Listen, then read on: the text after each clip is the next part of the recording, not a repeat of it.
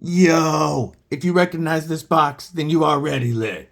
If you don't, just know you are in for a treat, as today we get to take our first look at this knife company that I have wanted to check out. Thanks to Big Homie Chris Lopez, we are checking out the McNees PM Mac 2 3.5. And this is a knife you want to see. Stick around.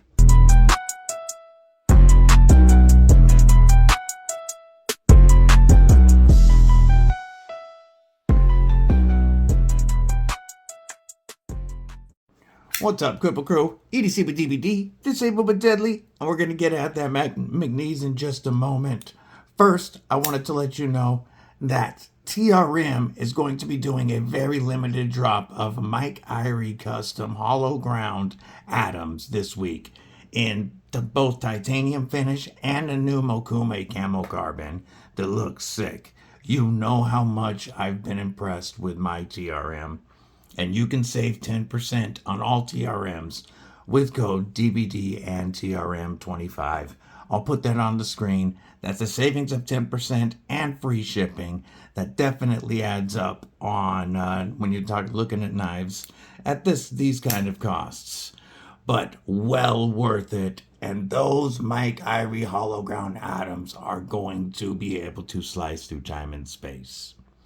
Now, where the Atom and the Neutron 2, which this is the smaller, the Neutron 2, are Grail level American made slicers.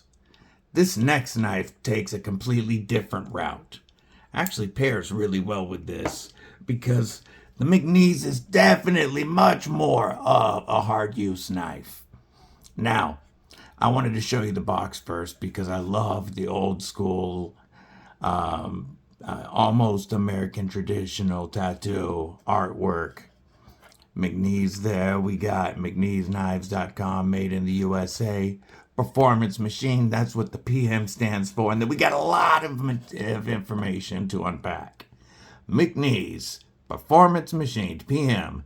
Mac 2 is the model. 3.5 is the blade size, 3.5 inch.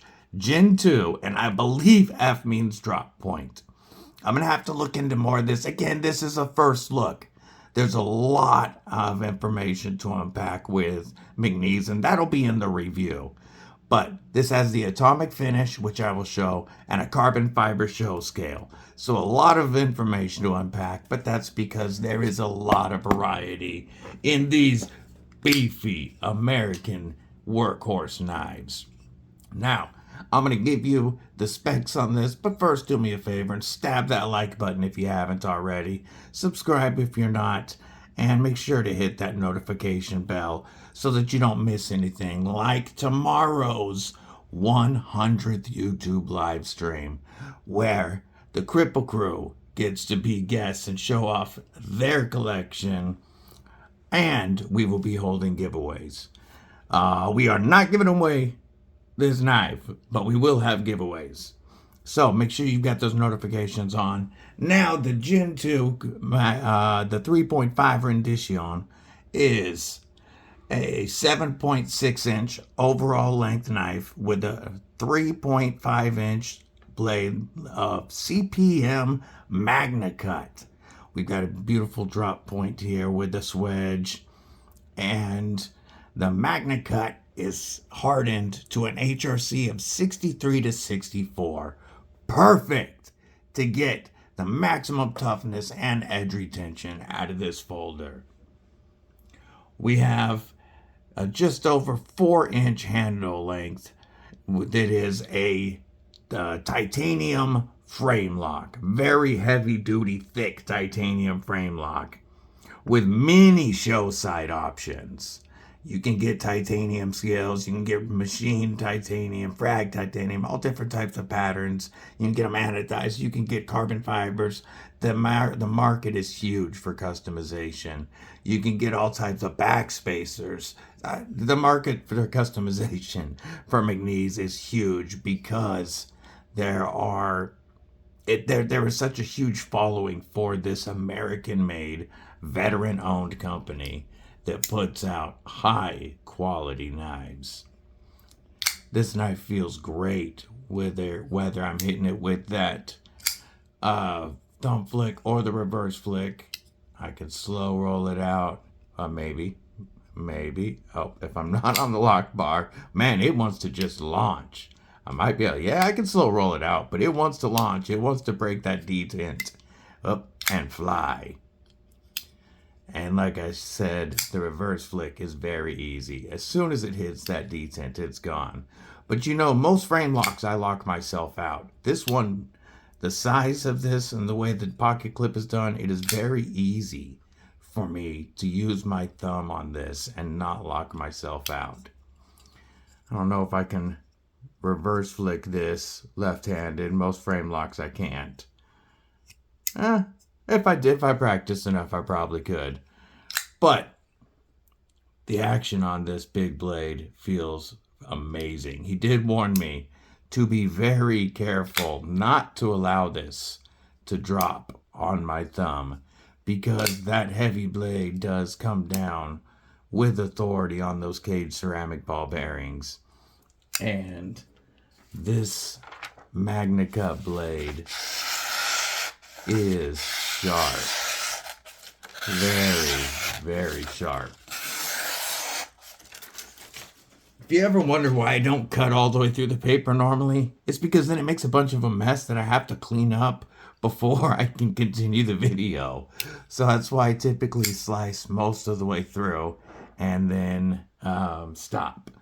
But look at that chunky blade stock. I have not measured it yet. This again, this is a first impressions video. This is not a review. This is not me trying to give you all the information on the knife. But we've got a tall, flat grind. And even with that chunky blade stock, just look at how well it wants to slice. However, we know we've got a lot of power behind it as well for much more heavy-duty cutting tasks than, say, the thinner stock on those neutrons and atoms. Also, with this being a frame lock, as I'm squeezing the knife, I'm squeezing that lock further in under the blade, making it even less likely for the lock to fail. Our lockup on this is right about 35%, and it definitely feels rock solid as soon as it launches. You can see we've got our stop pin back there, which hits way back here, which is nice. I was gonna say, because it allows you to cut your own plunge grind or your own sharpening choil in later if you need to. But man, look at the way they did the plunge grind on this. Starts here, ends right here. You've got all of this sharpening life of MagnaCut at 63 to 64 HRC. You're going to have quite a bit of sharpening life before you would need to think about cutting in your own choil. It's just something I typically look at real quick when I'm checking where the stop pins land. Now, you know I'm a big believer in deep carry pocket clips. I love the pocket clip on the Atom, and I have many other deep carry pocket clips that I like. This knife carries so well with this big titanium spoon clip that they've got. And this half inch, less than half inch that is exposed, makes it so quick and easy to grab out of the pocket. For such a big work knife, to have only that much sticking up out of the pocket does not bother me at all. And I don't think I would trade. I'm sure there are deep carry pocket clips made for this, but this is one of a rare occasion that I don't think I would swap it out. Plus, it makes it feel perfect in hand. So this 3.5 inch version. There is also a Mac 2 3-inch. The 3.5-inch came in a little later when they asked for people asked for a larger knife. Oh, just to show you a couple of the cards that come in the box right quick. Says that it's McNees Performance Machined Mac 2 3.5. The steel is CPM Magnica with a titanium handle. And then you get one showing who assembled it and what its USA made birthday was. Very awesome. This knife is only 6 months old. And again, shout out to Mr. Lopez for letting us borrow this and take a look at it. I'm going to show you a comparison with a couple of other American-made knives. Let's look at the Spyderco PM2, which is a little bit longer than the McNees.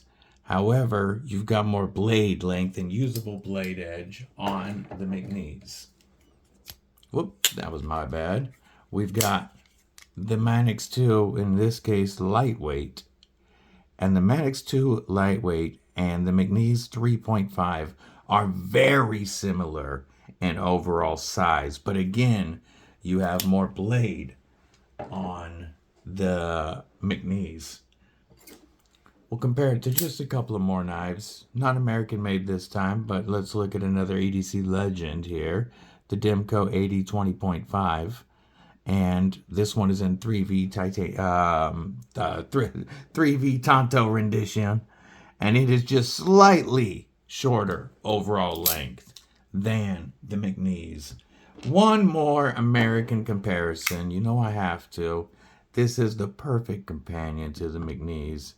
You've got your American-made slicer and then your heavy-duty workhorse. That should give you a real good idea of a size comparison on this knife. How about a hardware check? We have a T8 pivot.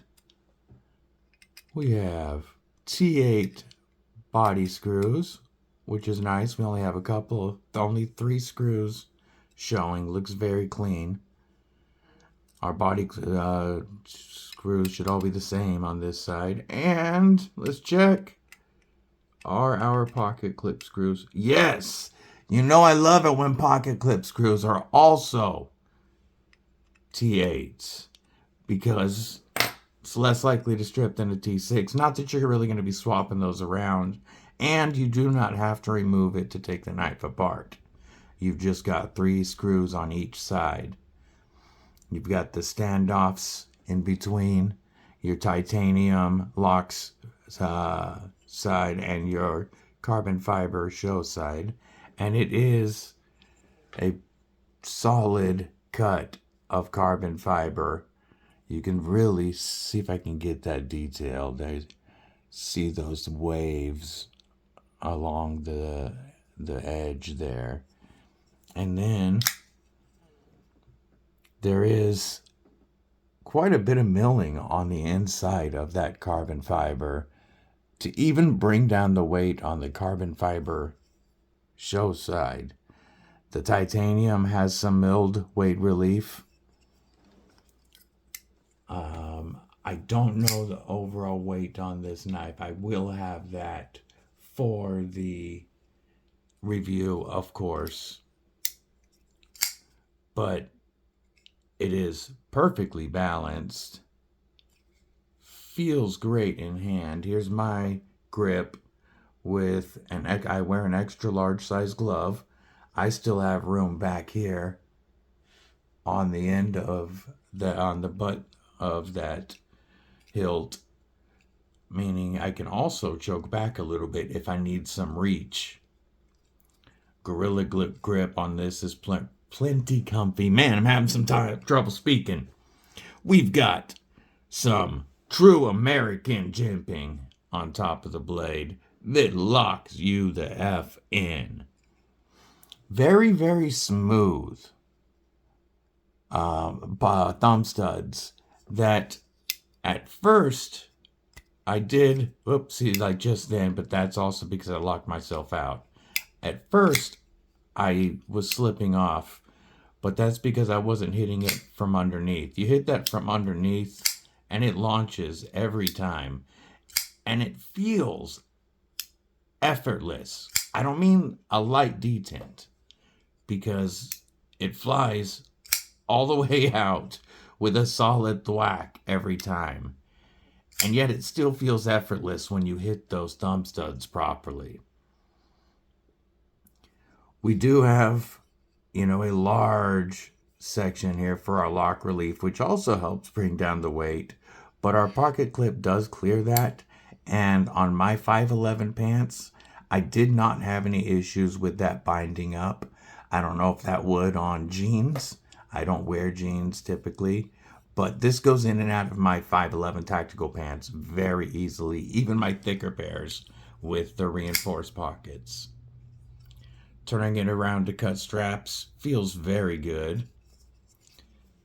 In a beef jerky defense scenario, if you had this in the Avenger grip, it feels very comfortable. I am locked in, capped off on that. And the way this grip feels, even though both the titanium side and the carbon fiber scale on this version are smooth, I don't feel like I'm going to slip at all. Turn it around into a Defender grip, and it's not quite as comfortable. I can make it work, but in this grip right here, the Beef Jerky Avenger grip, I feel locked in and secured, and again, I'm squeezing that lock bar tighter. So I'm not worried about the lock failing me and the knife closing.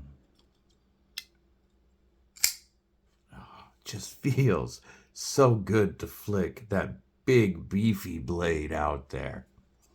And then the effortless action. Lock bar access is very nice on this. As you can see, it is cut back here, and then we have a chamfered lock bar that is actually, it's rounded off there. Feels smooth, real nice on that side. But the way that it's chamfered on this side grips your thumb very easily. You move that big chunky lock over with no effort and zero blade stick. We do have, I believe, let's get some light in there. Yes, we do. I'm going to shine a little more light in there. So we do not have an inset steel lock bar face for interacting between the titanium frame and the hardened steel blade. And for there to be no lock stick like this means that these scales, that titanium must be carbonized for it to be that smooth. That is something I will look into before the review. But yeah, there is no steel lock bar insert. And yet, zero stick. I'm talking none. The titanium scale has to be carbonized. The reason I bring that up, titanium is softer than hardened steel, especially steel at 63 to 64 HRC. And if it's not properly carbonized, then it's going to wear at the titanium lock bar, and it'd mess with the geometry, and it would cause lock stick. However, this is just silent, zero lock stick. I am so impressed with, I made a quick blurb about it. I said that it's built like a tank, but it handles like a dream. And it does. You know that you have something. I feel like I could chop trees down. I could bust through walls with this knife. And yet, it goes in and out of my pocket very easily. It's, for its size and capabilities, it is definitely not heavy. I will get the weight on this, but it is not a heavy knife for all of that girth. This is American muscle. This is McNees Knives. And I can't wait to carry this a little bit more and bring you a real review. Again, I'll do some more studying on this too, because there is so much. The world of just the PM Mac 2 3.5. Just this rendition of the knife, the Gen 2 even. There is so much to dive into. So, I hope you guys enjoyed the first look at this, but I really hope that y'all tune into tomorrow's 100th live stream, Tactical Tuesdays with EDC with DBD. It'll be 10 a.m. Pacific, 1 p.m. Eastern. We're gonna have a blast. Until then, stay safe, stay frosty, most importantly, stay deadly, which you can do with a McNees.